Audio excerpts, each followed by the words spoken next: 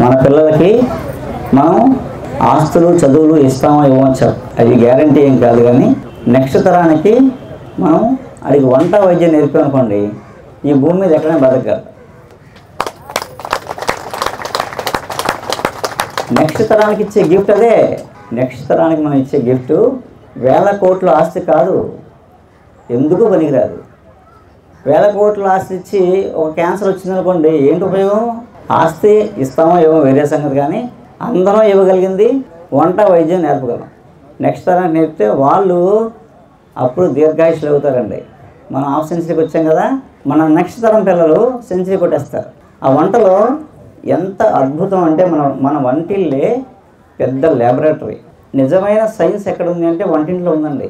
వాళ్ళు మన పూర్వీకులు ఎంత అద్భుతంగా డిజైన్ చేశారంటే, ఒక 10,000 సంవత్సరాల క్రితం అడవిలో ఋషులు కూర్చుని రాశారు ఈ వంటలు కొన్ని. అంటే మానవుడు 100 ఏళ్ళు సుభిక్షంగా ఉండాలంటే దినచర్య ఎలా ఉండాలి, ఋతుచర్య ఎలా ఉండాలి, ఆహారం ఏం తీసుకోవాలి, షడ్రసోపేత ఆహారం, 6 రుచులు కలిగిన ఆహారం రోజు తింటే వీడికి త్రిదోషాలు, వాతపిత్త కఫాలు బ్యాలెన్స్ అవ్వవు.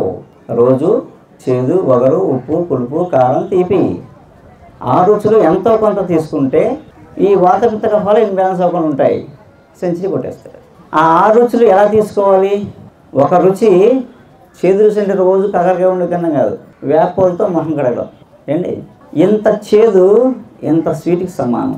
వేపలతో మొహం కడుతాం కదా, చేదు వెళ్ళిపోయింది. చేదు ఏం చేస్తుంటే శరీరాన్ని వృద్ధి చేస్తుంది. తీపి శరీరాన్ని శిథిలం చేసేస్తే చేదు శరీరాన్ని వృద్ధి చేస్తామట, సెల్ రీజన్ చేస్తామట. మనం వేపలతో మొహం కడుతాం కదా, రోజు డిటాక్సేషనే, ప్రతిరోజు డిటాక్సేషన్ అయిపోయి ఒక వేపలతో మొహం కడితే మనం అది చేసుకోవడానికి వెళ్ళి లక్షలు కట్టు పెడుతుంటాం బయటకు వెళ్ళి. ఆ ప్రోగ్రామ్ ఈ ప్రోగ్రామ్ అని డిటాక్సేషన్ ప్రోగ్రామ్స్ అని చెప్పేసి వేలకు వేలు ఖర్చు పెట్టి అక్కడ లేని తగిలించి కొడుతుంటాం. ఆ వేపలతో రోజు మార్నింగ్ చేదు అయిపోయింది, ఇక మిగతా 5 రుచులు కావాలి మనకి. 5 రుచుల్లో పంచభక్ష పరమాన్నం అంటే అర్థం ఏంటంటే ఈ 5 రుచులు అనమాట. పంచభక్ష పరమాన్నం అంటే అర్థం ఏంటి? ఈ 5 రుచులు. ఆ భోజనంలో ఏముండాలంటే కటు అంటే కారం, అంటే పచ్చడి తింటాం, అది రోటి పచ్చడి, ఆవకాయో ఏదో ఒకటి. మన పచ్చళ్ళు, మన ఆవకాయలో ప్రోబయోటిక్స్. సో కారం తిన్న తర్వాత మధురం అంటే రసం వేసుకుంటాం.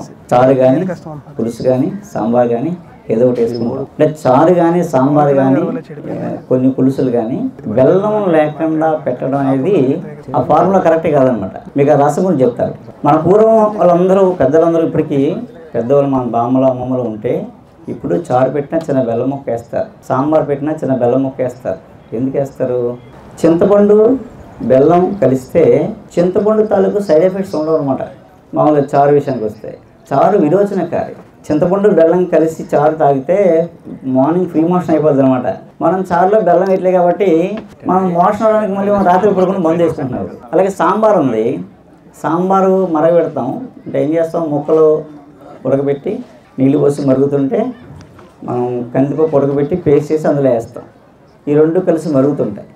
మరుగుతుండగా బెల్లం ముక్క వేస్తారు. బెల్లం ముక్క వేయాలని ఎందుకు చెప్పారంటే టేస్ట్ అనుకుంటాం మనం, కాదు. కందిపప్పు ప్రోటీన్, ఈ కాయగూరలన్నీ మినరల్స్, విటమిన్స్.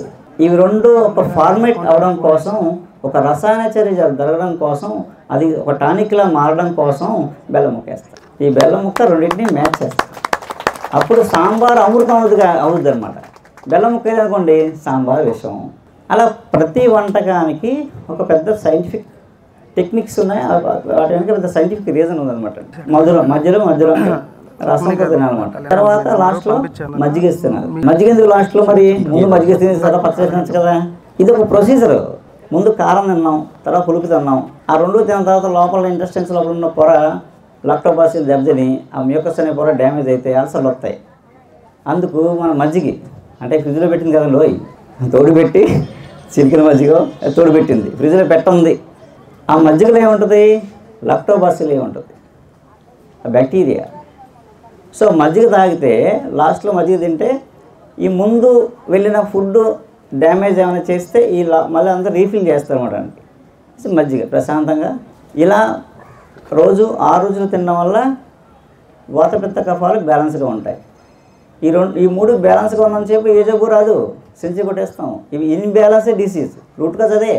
మన రూట్ కాజ్ పక్కన పెట్టేసి మిగతాటికి ప్యాచ్ వర్క్లు చేసుకుంటుంటాం. అలా ప్రతి వంటకానికి ఒక పెద్ద సైంటిఫిక్ రీజన్ ఉంది. ఇప్పుడు ఇడ్లీ పెడతాం మన ఇంట్లో, ఇడ్లీ అవునండి. ఇడ్లీకి పప్పు నానబెట్టాలని కూడా ఏం చేస్తాం, మినపప్పు ఒక వంతు నానబెడతాం, 2 వంతులు వరి నూక నానబెడతాం అవునండి. ఇడ్లీ నూక అంటే వరి నూక, అది 1 వంతు మినపప్పు 2 వంతులు ఇడ్లీ నూక ఎందుకు నానబెట్టాలి? ఎప్పుడు అనుకున్నామా? అనుకోలేదు. ఏమనుకుంటా అంటే మా అమ్మ అలా వేస్తుంది, మా అమ్మమ్మ అలా వేస్తుంది, అది ఇడ్లీ బాగా వస్తుంది, అది దోశ బాగా వస్తుంది ఏదో అనుకుంటాం మనం. కానీ కాన్సెప్ట్ ఏంటంటే ఎప్పుడూ కూడా మనం తినే ఫుడ్లో 1 వంతు ప్రోటీన్ ఉంటే 2 వంతులు కార్బోహైడ్రేట్స్ ఉండాలి. ఉన్నప్పుడు కిడ్నీ మీద వేరే ఆర్గాన్స్ మీద లోడ్ పడదు అనమాట అండి. ఇప్పుడు మనం ఏం చేస్తున్నాం, అన్నీ విడగొట్టి తినేస్తున్నాం. ఫస్ట్లో మనకు ఆయికుడు, ఇడ్లీ కాదు, ఫస్ట్లో ఆయికుడు. ఆ పిండి తయారు చేసుకుని ఒక గిన్నెలో నీళ్ళు పోసి దానికి గొడ్డ కట్టి దాంట్లో పిండి వేసి పైన మూత పెట్టి మంట పెడితే ఈ ఆవిరికి ఆవిరి కుడుంలా తయారయ్యేది అనమాట. అది తినేవాళ్ళం. ఎవరు పెట్టేవాము?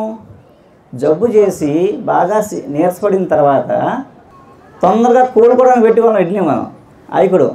అప్పుడు జ్వరం వస్తే లంకనం చేసేవాళ్ళం, ఏం పెట్టేవారు కాదు, బాగా వీక్ అయిపోయారు. వెంటనే మళ్ళీ రీఛార్జ్ అవ్వాలన్న కోసం ఈ ఆయికుడు, నెయ్యి, చెరుకు పానకం అవి వేసి పెడితే 2 రోజులు మళ్ళీ పుల్ అయిపోయాడు. ఇప్పుడు జ్వరం వస్తే సంవత్సరం వచ్చిన నీరసం తగ్గదు. ఇప్పుడు 2 రోజుల జ్వరానికి సంవత్సరం కూడా మళ్ళీ మనకు నీరసం తగ్గదు. ఎన్ని బి కాంప్లెక్స్ వేసుకున్నా ఎన్ని వేసుకున్నా ఏమీ ఉపయోగం లేదు.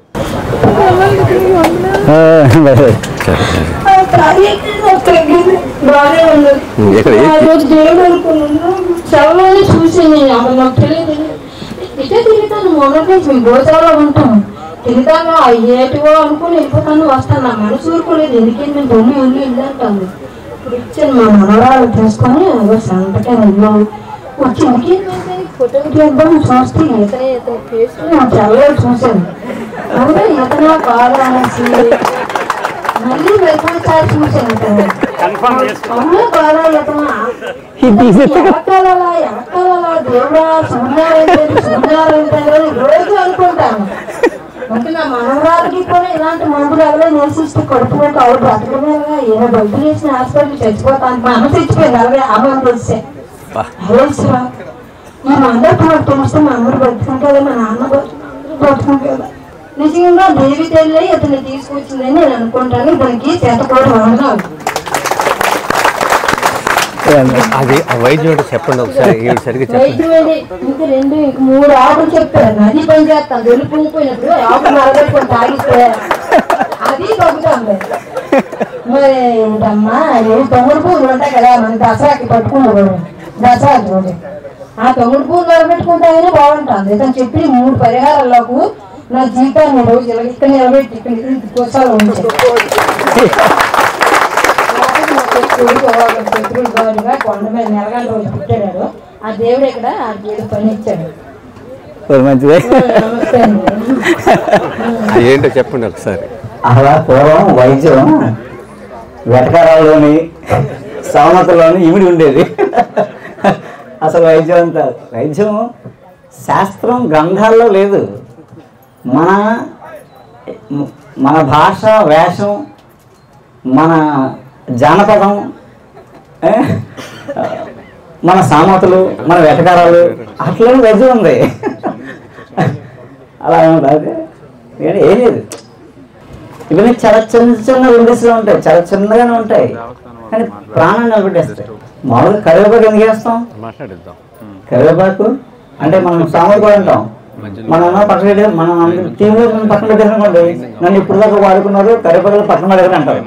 అంటే అర్థం ఏంటంటే కరివేపాకు పక్కన లేదు కానీ కరివేపాకు ప్రభావం అందులో ఉంది. అసలు మొత్తాన్ని నిలబెట్టేది కదా. చారులో చారంతటికి చారు అమృతంగా మారని కరివేపాకే. కరివేపాకులో రసం మరిగినప్పుడు వెళ్ళిపోయింది, అది ఆకక్కర్లేదు, కానీ దాని సారం అందులో ఉంది. అలా ఏంటంటే మామూలుగా మనం కరివేపాకు తీసుకోవడానికి కారణం ఏంటంటే గ్యాస్ట్రిక్లు అలసలు రాకుండా ఉండడానికి కరివేపాకు వాడతాం. కరివేపాకు మనం కరెక్ట్గా చారులో కానీ ఇంట్లో అన్ని కూరలో కానీ కరివేపాకు వేస్తే క్యాన్సర్ రాదు. అది మామూలుగా మన వేళలో పెంచిన కరివేపాకు. ఇందులో అడవి కరివేపాకు కూడా ఉంటుంది. ఈ ప్రాంతంలో గోల్డ్ ఉంటుంది, అది తెలుసు కాబట్టి అడవి కరివేపాకు పరిచయం చేసినటువంటి విజయరామ్ గారు ఆ కారణంగా ఆమె నమస్కరిస్తుందంటే ఆలోచన చేయండి. మన నమస్కారం సంస్కారం.